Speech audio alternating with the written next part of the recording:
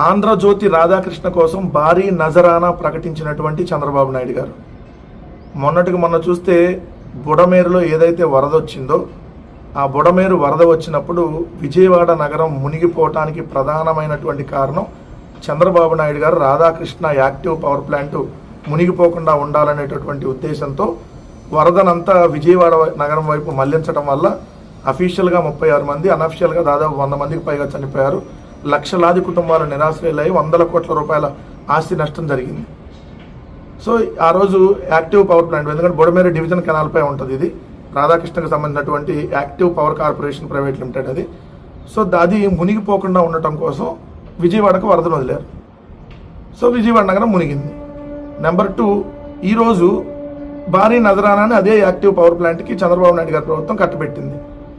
15 సంవత్సరాల పాటు ఈ యాక్టివ్ పవర్ ప్లాంట్ దగ్గర విద్యుత్ కొనుగోలు చేయడానికి యూనిట్కి ₹2.50 చొప్పున చెల్లించేందుకు రాష్ట్ర ప్రభుత్వం నిర్ణయం తీసుకుంది, ₹2.50.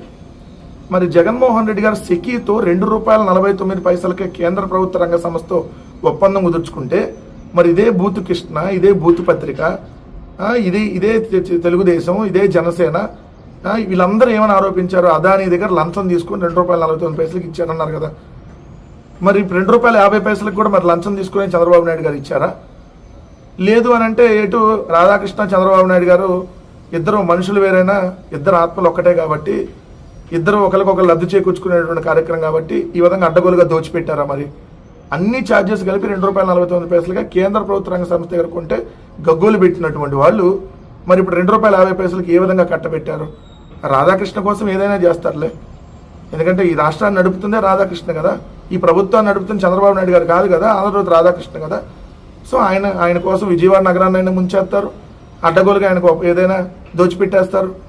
అందుకనే కదా ఆయన పవర్ ప్రాజెక్టులు కొంటాడు, హైదరాబాద్లో విలాసవంతమైనటువంటి పెద్ద ఏదైతే కార్పొరేట్ బిల్డింగ్లు కడతాడు. ఇది పేపర్లు అమ్ముకునే స్థాయి నుంచి మరి ఈ స్థాయికి అట్లా వచ్చాడో రాష్ట్ర ప్రజలకే తెలియాలి.